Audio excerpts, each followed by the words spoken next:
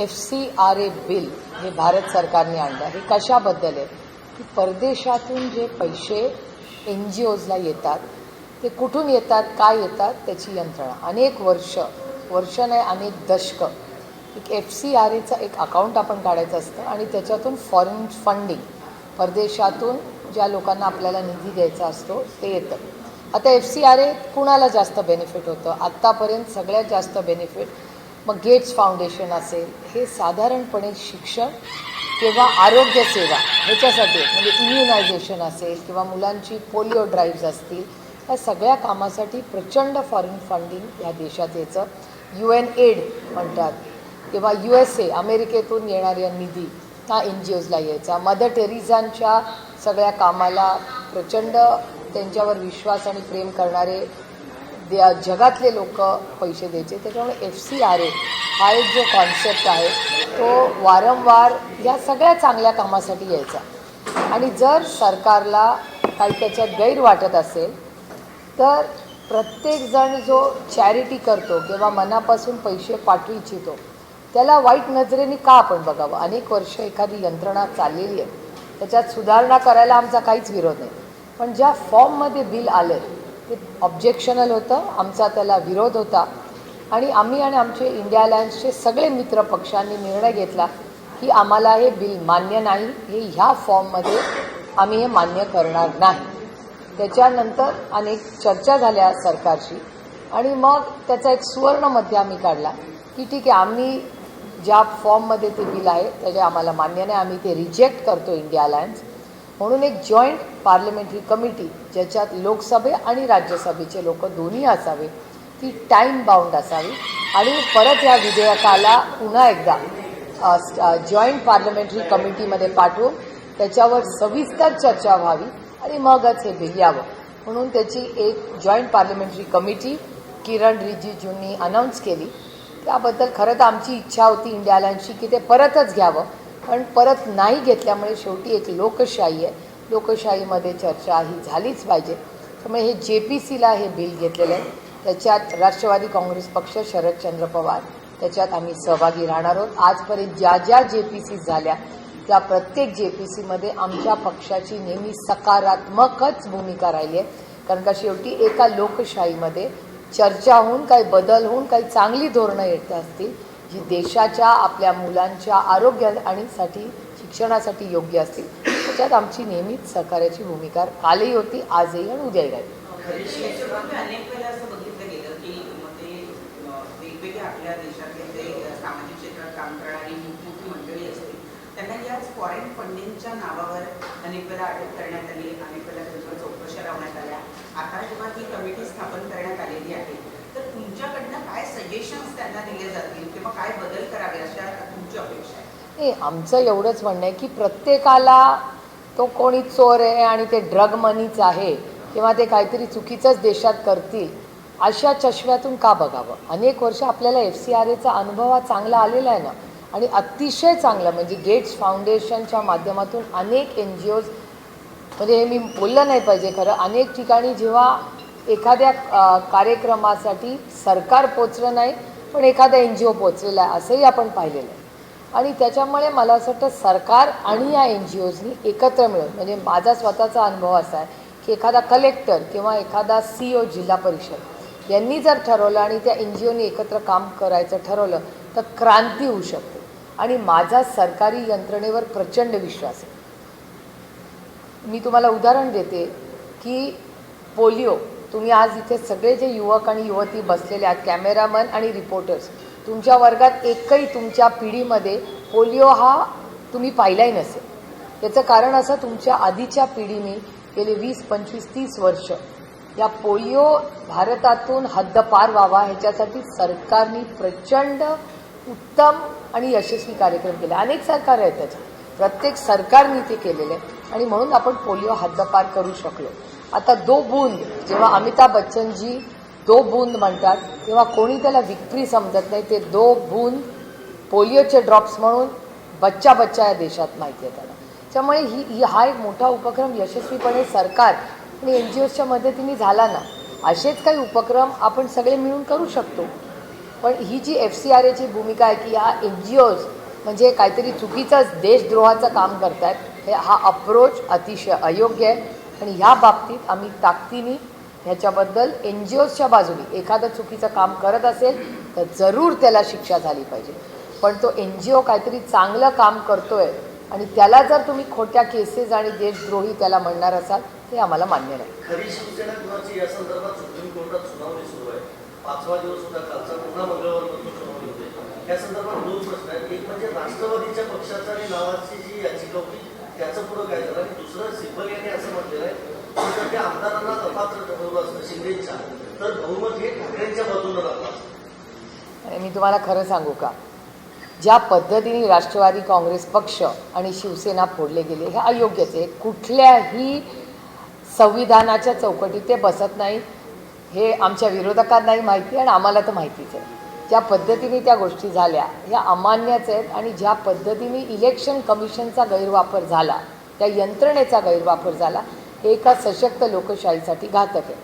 शिवसेना ही काल, आज आणि उद्या ही उद्धवजींचीच असणार आहे. याचं कारण असं की बाळासाहेब ठाकरेंनी तो पक्ष स्थापन केला, ते हयात असताना त्यांनी तो पक्ष उद्धवजींच्या हातात दिला. त्याच्यामुळे शिवसेना ही बाळासाहेबांची शिवसेना ही उद्धवजींचीच असू शकते. आणि एखाद्याचं वेगळं मत असेल तर त्यांनी ज्या पद्धतीने राज ठाकरेंनी वेगळी चूल मांडली त्या पद्धतीने करायला हवं होतं. कोण त्यांना नाही म्हणलं होतं. वेगळं पक्ष स्थापन करायचं आणि स्वतःच्या कर्तृत्वावर त्यांनी विश्व उभं करावं. कौतुकाची गोष्ट आहे. जर एखादा पक्ष यशस्वी झाला तर शेवटी आम्हाला मान्यच करायला पाहिजे ना. पण ज्या चुकीच्या पद्धतीने आदरणीय पवारसाहेब जे फाउंडर मेंबर आहेत आणि कॉन्स्टिट्यूशन संविधानाप्रमाणे राष्ट्रवादी काँग्रेस पक्षाच्या जी संविधान आहे त्याच्यामध्ये MLA MP यांचं मतदान नाही, पण पक्ष ज्यांच्याकडे आहे त्यांच्याचकडे पक्ष राहील. आणि राष्ट्रवादी काँग्रेस पक्षाची केस याच्यामध्ये पक्ष आदरणीय पवारसाहेबांबरोबर कालही होता, आजही आणि उद्या, आणि सगळे पेपरवर आम्ही कोर्टातही दिलेले आहेत. आणि इलेक्शन कमिशनने आमच्यावर अन्याय केला का हे मी जड अंत करणारी म्हणते, कारण का मला संस्थांनावर टीका करायला आवडत नाही. पण दुर्दैवाने शिवसेना आणि राष्ट्रवादी काँग्रेस पक्षावर अतिशय चुकीच्या पद्धतीने अन्याय हा केला का इलेक्शन कमिशननी तर केला. आम्ही तारीख पे तारीख, आमची आजही केस चालू आहे. म्हणजे आज लावली तर मी आज सुप्रीम कोर्टात जाईल, पण आम्हाला तारीखच मिळत नाही आहे. हे दुर्दैव आहे की ज्या शरद पवार यांनी पक्ष स्थापन केला, कागदपत्र शरद पवारांच्या बाजूने होती, त्या शरद पवारांकडून चुकीच्या पद्धतीने पक्ष काढून घेतला. उद्धवजींची केस तीच आहे. त्याच्यामुळे उद्धव ठाकरे आणि शरद पवारांवर इलेक्शन कमिशन आणि त्याच्या मागची जी अदृश्य शक्ती आहे त्या अदृश्य शक्तीचा गैरवापर करून 2 संविधानिक गोष्टी त्या मोडून काढण्याचा पाप त्यांच्यावर आहे. आता तुम्हाला माहिती आहे ना, समझने वाले को इशारा बहुत काफी है. मग ज्या पद्धतीनं आता ही केस लढवली जाती आहे, शिवसेनेला मात्र वेळ मिळतो आहे, त्यांच्या संदर्भातल्या चर्चा झालेल्या आहेत. राष्ट्रवादीच्या बाबतीत तुम्ही म्हणताय तारीख पे तारीख मिळत आहे, तर याच्या मागे काही राजकारण वाटतंय का तुम्हाला की शिवसेनेचा निकाल लावण्याच्या दृष्टीनं प्रयत्न केला जातो आहे अंतिम निर्णयापर्यंत नेण्याच्या, पण राष्ट्रवादीला मात्र राखून ठेवलं जातं? नाही, एकतर राष्ट्रवादी काँग्रेस आणि शिवसेनेच्या केसेस थोड्याशा वेगळ्या आहेत. त्यांचं कॉन्स्टिट्यूशन आमचं कॉन्स्टिट्यूशन थोडंसं वेगळं आहे. आणि आम्ही क्लब करा ही आमची पहिल्या दिवसापासूनची मागणी आहे की शिवसेनेची केस आणि राष्ट्रवादीची केस क्लब करा. कारण म्हणजे सगळ्यांनाच माहिती यश अपयश हा विषयच नाही, जनाधार हा विषयच नाही आहे. हा विषय असा आहे की योग्य का अयोग्य. आता संविधान हा देश संविधानाने चालतो ना. उद्या दुसरा येऊन क्लेम करू शकतो का?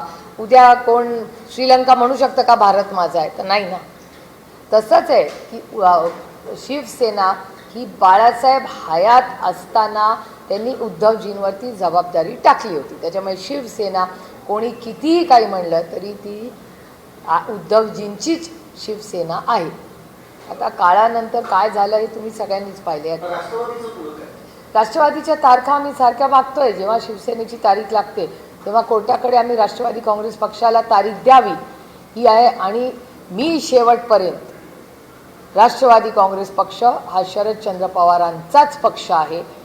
चुकीच्या पद्धतीने त्यांच्याकडून काढून गेला. जोपर्यंत माझ्या श्वासात श्वास आहे ही लढाई मी लढत राहणार आणि ही लढाई फक्त आदरणीय पवार साहेबांची नाही आहे, ही लढाई असंख्य कार्यकर्त्यांची आणि संविधान वाचवण्यासाठी आहे. आज आमच्यावर अन्याय केला, उद्या तुमच्यावर करतील. मग भांडण सोडून द्यायचं, असं लढाई सोडून द्यायची. मग सत्याच्या मागे आपण असत्य म्हणून कोणी ताकद वापरली म्हणून सत्याची बाजू आपण सोडून द्यायची. यातून दोन अर्थ निघतात. एक तर मग विलिनीकरण पुन्हा किंवा मग तुम्ही एनडीए सोबत जाणार म्हणून कोर्टातलं एक प्रकार. नाही, एनडीएचा काय संबंध मला सांगा. हे कधी होऊ शकतं? शरद पवारांना त्यांचा पक्ष रीतसर त्यांच्या अधिकारांनी त्यांना मिळाला पाहिजे एवढीच मागणी करतो. नंतर पवार साहेबांनी तो पक्ष कुणाला द्यायचा तो आदरणीय पवार साहेबांचा विषय, त्याच्यात मी नाही. मी तो पक्ष आमच्या कुणासाठीही मागत नाही आहे. मी राष्ट्रवादी काँग्रेस पक्ष हा फक्त आणि फक्त शरदचंद्र पवारांसाठी मागते आहे. कारण का शरद पवार त्याचे फाउंडर मेंबर आहेत. प्रत्येक कागदपत्र हा शरद पवारांच्याच बाजूनी आहे. तर लीगल राईट कुणाची आहे त्या पक्षावर, तर ती फक्त एका माणसाची आहे ज्याचं नाव शरद पवार. त्याच्यानंतर त्यांनी तो पक्ष कुणाला द्यावा, त्याचं काय करायचं हा अधिकार त्यांना आहे ना ॲज अ प्रेसिडेंट. त्याच्यासाठी माझी लढाईच नाही आहे. माझी लढाई ज्याच्या आहे त्याला ती मिळाली पाहिजे. कारण का उद्या दुसरी ही वेळ माझ्यावर आली आहे, ठीक आहे, उद्या तुमच्यावर येईल आणि उद्या फक्त पक्ष नाही संस्थांवर येईल, बाकीच्या पक्षांवर येऊ शकते. ही यंत्रणा अशी जर बिघडत राहिली तर मग देश कसा चालणार? हा कुणाच्या मनमर्जीनी चालणार नाही, संविधानाने चालेल. उद्या चॅनल्सवर येईल, उद्या तुमच्या नोकरीवर येईल, कुठे येऊ शकतं ना. त्याच्यामुळे कधीतरी सत्यासाठी लढायचंच असतं असं मला वाटतं. भारतातील सर्वात प्रगत राज्य म्हणून आपल्या महाराष्ट्राची गणना होते. मात्र 2 दिवसापूर्वीच गडचिरोलीच्या एका आश्रम शाळेमध्ये सर्पदंशाने 3 मुलींचा मृत्यू होतो. कसं बघता एकंदरीत या प्रकारात? नाही, मी as a matter of fact मी कालच पार्लमेंट संपवून आले. 2 महत्त्वाच्या घटना महाराष्ट्रात होत होत्या जेव्हा आम्ही दिल्लीत होतो. एक तर चाकण MIDCचा एक अतिशय गंभीर आणि चिंताजनक विषय आणि दुसरा विषय अतिशय महत्त्वाचा म्हणजे आश्रमशाळेंचा रिव्ह्यू.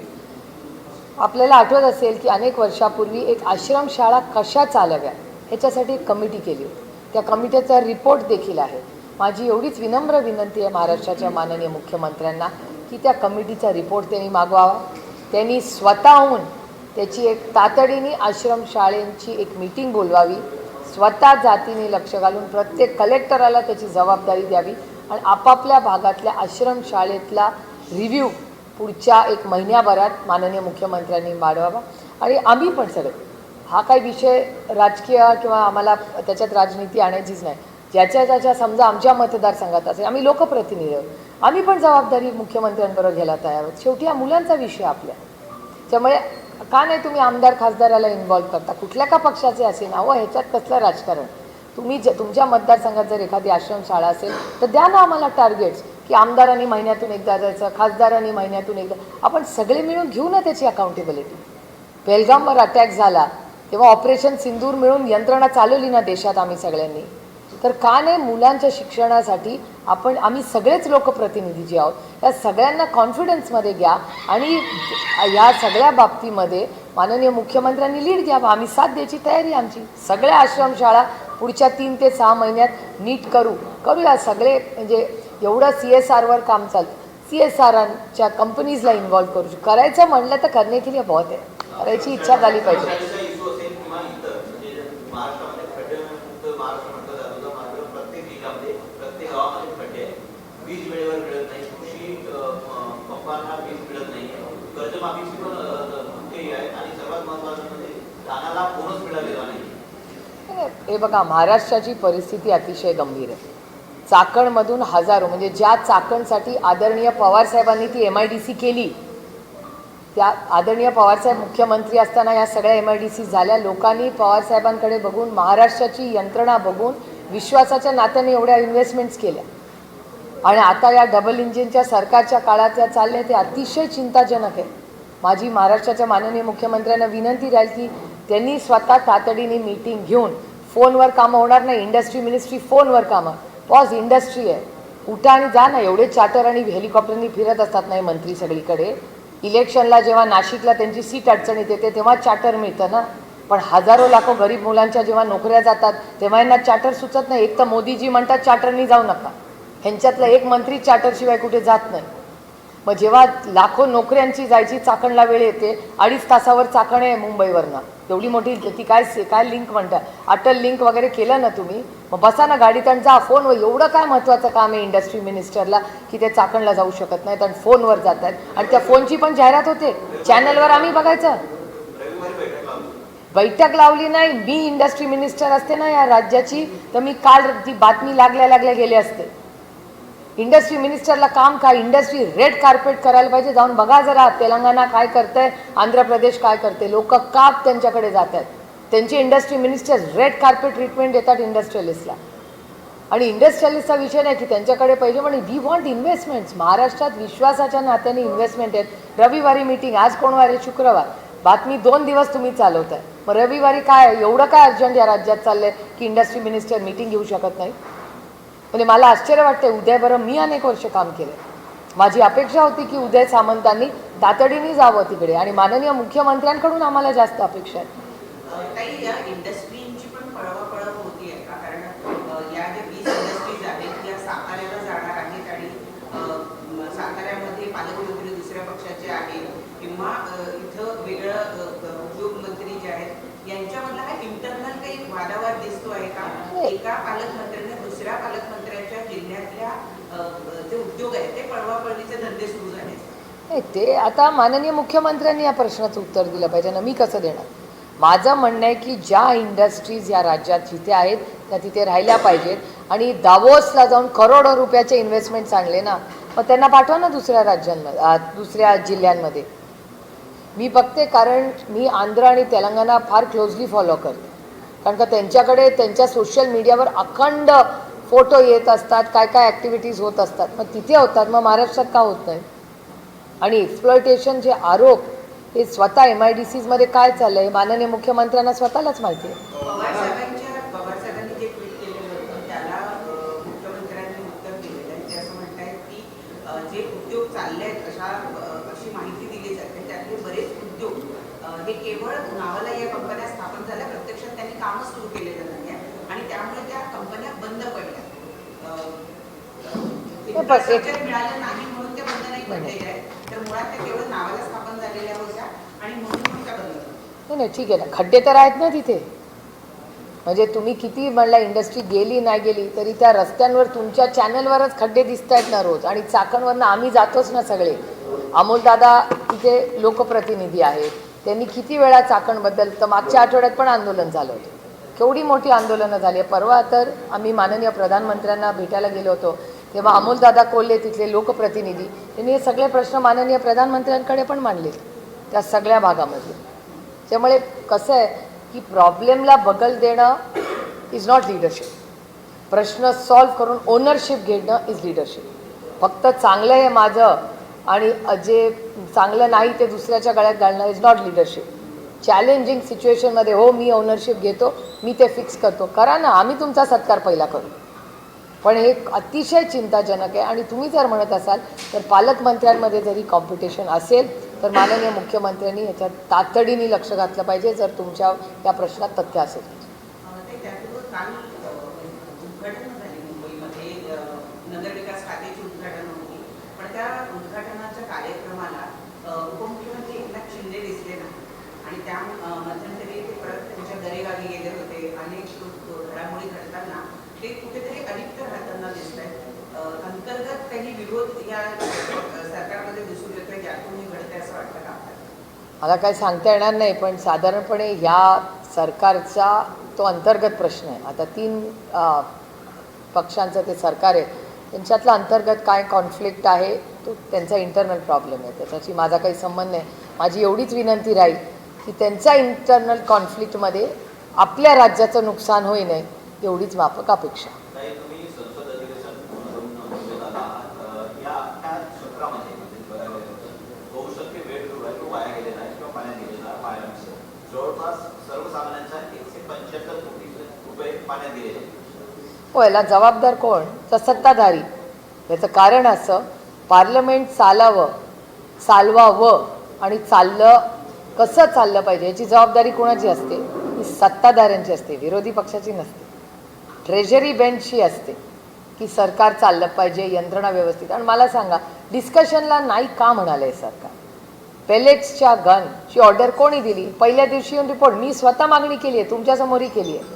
मी म्हटलं SIT स्थापन करा. मग पहिल्या दिवशी का नाही मंत्रालय, होम मिनिस्ट्री म्हणाली की आम्ही ठीक आहे SIT लावतो, तुम्ही म्हणाल तशी कुठल्या तरी जबाबदार रिटायर्ड जजवर ही जबाबदारी टाकूया आणि SIT लावूया, काही प्रश्नच नव्हता.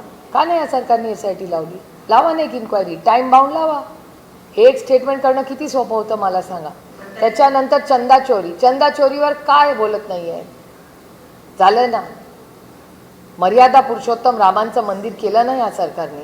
तर जर मर्यादा पुरुषोत्तम रामांच्या मंदिरासाठी काही मर्यादाच ठेवली नसेल तर काय बोलणार आपण सांगा.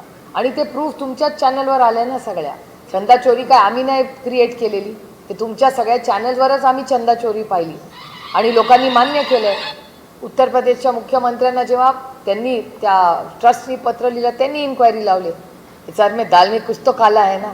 आणि व्हिडिओज तर आहेत ना, लोक खिशात पैसे घालतायत, चांदी घालतायत, हे तर डोळ्यांनीच पाहिलं ना आपण. आणि किती वाईट आहे मला सांगा की ज्या प्रभू श्री रामांच्या मंदिरासाठी संपूर्ण रथयात्रा झाली या देशामध्ये, अडवाणीजींनी आणि अटलजींनी उभं आयुष्य त्याच्यासाठी कष्ट केले. त्याच्यासाठी पार्लमेंटमध्ये सुषमाजी असतील किंवा अरुण जेटली साहेब असतील, या सगळ्यांनी एवढी मोठी लढाई लढली. त्याच्यानंतर प्रभू श्री रामांचं मंदिर झालं आणि त्या मंदिरातच जर चोरी होणार असेल तर मग काय बोलायला राहिलंच नाही ना. आपल्या श्रद्धास्थानेवर हल्ला झालाय. पण ते अमित शहा असं म्हणतात की विरोधकांनाच एक प्रश्न विचारतात ते, पण उत्तर ऐकून घेण्याची त्यांचीच इच्छा नाही आहे, म्हणून सभागृहामध्ये गोंधळ घालून सभागृह बंद पाडावं. पण चर्चेसाठी भाषण करायला आलं कोण? आम्ही चर्चेची मागणी केली, आले कोण किती वेळा ह्याचा पण अर्थ करा. आणि मी पुन्हा सांगते की हाऊस चालवायची जबाबदारी ही ट्रेझरी बेंचची असते. आम्ही तयार होतो, ते तारीख फिक्स करायला तयार होते का? त्यांचे सगळे नेते किती वेळा आले पार्लमेंटमध्ये? शेवटच्या दिवशी दुबई उपस्थित होते. सगळे दुबे रोजच असतात, MP सगळे रोज असतात. PM आणि HM, PM साहेब पहिल्या दिवशी आले होते आणि काल शेवटच्या दिवशी आले होते. PM आणि HM दोघंही आले होते. सायनाडायझ झालं तेव्हा. त्याच्यामध्ये तर कधीच आले नाही. होम मिनिस्ट्रीचं बिल पास झालं डीनमध्ये, त्याच्यानंतर सहकाराचं एक बिल पास झालं, ते मुरली मोहोळांनी ड्राईव्ह केलं. जंतर मंतरवर लाठीचार्ज झाला. सर्व प्रमुख पक्षातील नेते त्या ठिकाणी गेलेले होते जंतर मंतरवर. नुसता लाठीचार्ज नाही झाला, पेलेट गन्स पण झाले. विरोधी पक्षनेते राहुल गांधी पण समर्थन द्यायला गेले होते. मात्र हीच परिस्थिती जेव्हा झारखंडमध्ये निर्माण होते, विरोधी पक्षनेते कुठं आहेत असा विचारला जातो. नाही, काल राहुलजींचं तुमच्याच चॅनलवर स्टेटमेंट आहे ना. राहुलजींनी टीका केली आहे त्याच्यावर. राहुलजी सतत बोलत आहेत झारखंडच्या मुख्यमंत्र्यांची आणि ते चूप नाही बसलेले. त्यांचं तुमच्याच चॅनलवरचं स्टेटमेंट आहे. असं नाही आम्ही याच्यात राजकारण आणूच पाहत नाही. आम्ही स्टुडंट्सच्या बाजूने आहोत. आणि कुठल्या आपली मुलं आहेत नाही, ही मुलं बाहेरची थोडी. आपल्या मुलांवर जर आपली मुलांचा काहीतरी प्रॉब्लेम असेल तर आपली नैतिक जबाबदारी आहे की आपल्या मुलांशी बसावं, चर्चा करावी. आपल्या मुलांवर लाठीचार्ज करणं किंवा पेलेट्स गेट करणं हे अयोग्य कुठल्याही सरकारने केलं असलं तर.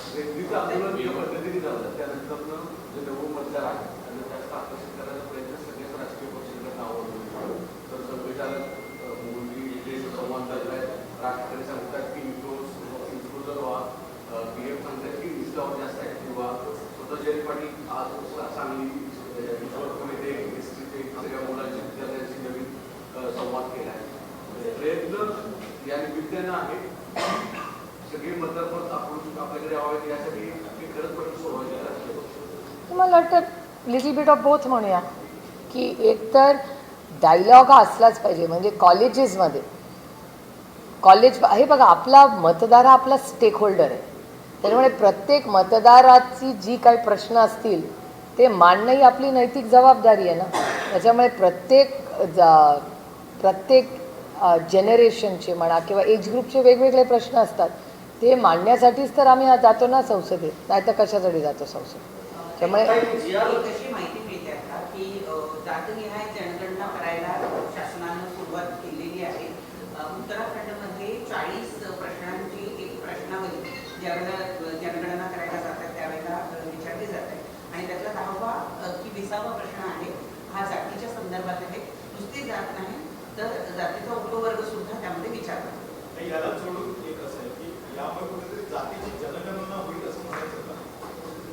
पण सरकार म्हणलंय की ते करणार आहे, त्यामुळे ती यंत्रणा फक्त एका राज्यात चालणार नाही. देशासाठी काय सरकारने ठरवलं आहे हे करायला काय. आता SIRचं काम चाललेलं आहे. आता माझ्याकडे रोज मॉनिटरिंगला नंबर्स येतात SIRमध्ये जे काही काम चाललं आहे त्याच्यात अनेक असे लोक आहेत ज्यांची नावं सापडत नाही आहेत. अशा गोष्टी आहेत. BLOजला रेग्युलर फॉलोअप होतो आहे. त्याच्यामुळे एक ती खूप मोठी यंत्रणा आणि SIRला त्यांनी आता एक्सटेन्शनही दिलेलं आहे. त्यामुळे माझ्याही लोकसभा मतदारसंघात रोज मी फॉलोअप घेते. त्यामुळे त्याची एक मोठी यंत्रणा चालली आहे. प्लस ही जनगणनेची मागणी आहेच, तर ती आता एका राज्यात करून चालणार नाही, देशात करायला लागेल. तर देशाची अजून यंत्रणा तेवढी हलताना मला तरी दिसत नाही. नोटिफिकेशन काढण्याचं करताय हा विरोधकांचा हा विजय म्हणायचा. म्हणून अर्थातच आमची मागणीच होती, त्याच्यामुळे ती मागणी पूर्ण होते याचा आम्हाला आनंद आहे. पण आम्हाला नुसती पूर्ण होती नाही, आम्हाला त्याला लॉजिकल एंडला न्यायचं. म्हणजे ती यंत्रणा नुसती अनाऊन्स करून होणार नाही, त्याचं पूर्णपणे अंमलबजावणी होणं जास्त महत्त्वाचं आहे आणि ती अतिशय पारदर्शकपणे झाली पाहिजे. सगळ्यात महत्त्वाची गोष्ट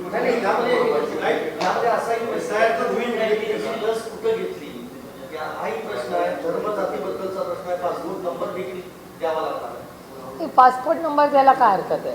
आणि मला असं वाटतं की कदाचित तंत्रज्ञानाचा वापर करून ह्याचं सगळ्याचं कन्सॉलिडेशन पण करता येईल. खरं तर कोविडची लसचा काही विषय नाही, ते आधार कार्डला कनेक्टेड आहे, तर तो डेटा ते ॲक्च्युली मर्ज करू शकतात तंत्रज्ञानाचा वापर करून. त्याच्यामुळे हे काही प्रश्न का ते विचारतायत हा प्रशासनालाच प्रश्न विचारायला लागेल. पण ह्याची आपला पासपोर्ट आणि इंटिग्रेट करणं ते इव्हेंच्युअली सगळंच होणार ना.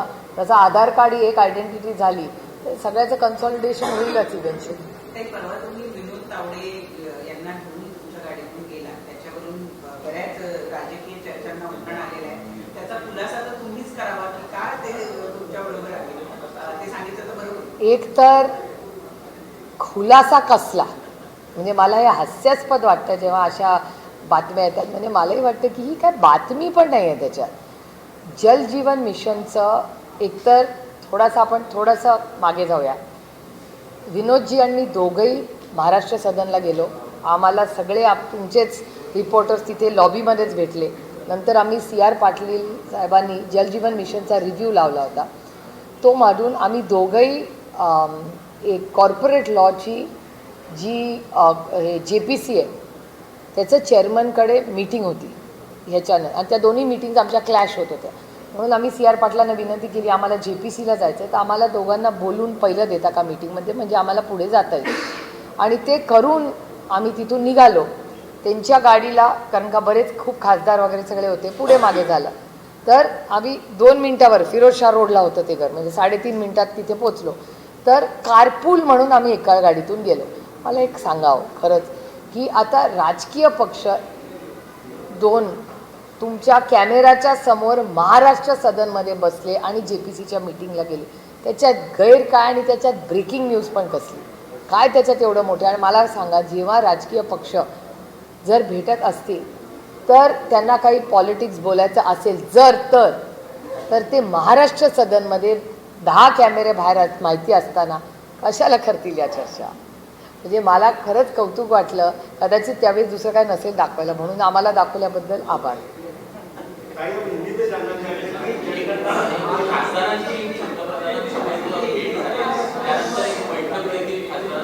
अशा बाबतीत दिल्लीमध्ये बऱ्याच महत्त्वाच्या घटना घडल्या. एक तर CR पाटलींना जी मीटिंग घेतली ती अतिशय महत्त्वाची आहे मला विचारात. तर त्याचं कारण असं, जो रिपोर्ट केंद्र सरकारकडे गेला आहे तो अतिशय चिंताजनक आहे. कारण का जो डेटा ग्राउंडवर सांगतो जलजीवन मिशनबद्दल, JJMचे जे कार्यक्रम आहेत तिथे की अंमलबजावणी झालेला आणि डेटा जो केंद्र सरकारला जातो आहे त्याच्यात आम्हाला तफावत दिसते. म्हणजे माझंच मतदारसंघात तुम्हाला सांगते, आणि मी जड अंतःकरणाने म्हणते की माझ्या लोकसभा मतदारसंघात जिथून मी निवडून जाते बारामतीबद्दल त्यांनी असा रिपोर्ट पाठवला आहे की तिथे एकही गाव नाही जे वॉटर स्ट्रेस्ड आहे, किंवा एकही गाव नाही जिथे प्रदूषित पाणी नाही.